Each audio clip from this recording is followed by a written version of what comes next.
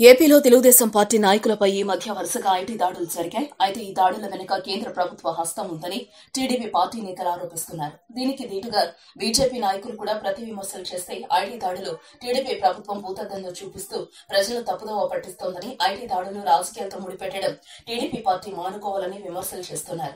ఇదిలా ఉంటే తాజాగా టీడీపీ రాజ్యసభ సభ్యుడు సీఎం రమేష్ ఇంట్లో ఐటీ దాడులు నిర్వహించిన సంగతి తెలిసిందే. ఇప్పుడు రమేష్ తన ప్రజలను దాడులు బీజేపీ కుట్ర బయటపెట్టారు. దాంట్లో సోదా చేసిన అధికారులు ఓ వ్యక్తి అధికార పార్టీతో పెట్టుకుంటే ఇలాంటి దాడులే జరుగుతాయని మీకు తెలియదా? తమ ఆఫీస్ సిబ్బందితో వ్యాఖ్యలు చేశారని సీఎం రమేష్ చెప్పారు. ఎన్టీఆర్ ట్రస్ట్ భవన్ లో ఈ రోజు ఆయన మీడియాతో మాట్లాడుతూ తన వద్ద, తన భార్య వద్ద మాట్లాడే ధైర్యం లేకనే ఆ అధికారి ఇలాంటి వ్యాఖ్యలు చేశారని మండిపడ్డారు. ఈ సమాచారం తెలుసుకున్న తాను ఉన్నతాధికారికి ఫోన్ చేసి సదరు అధికారి చేసిన వ్యాఖ్యల గురించి చెప్పానని అన్నారు. ఈ వ్యాఖ్యలు చేసిన అధికారి పేరు మదన్ అని చెప్పారు. మీ బాస్లకు చెప్పండి, అధికార పార్టీకి అనుకూలంగా వెళ్లమనండి.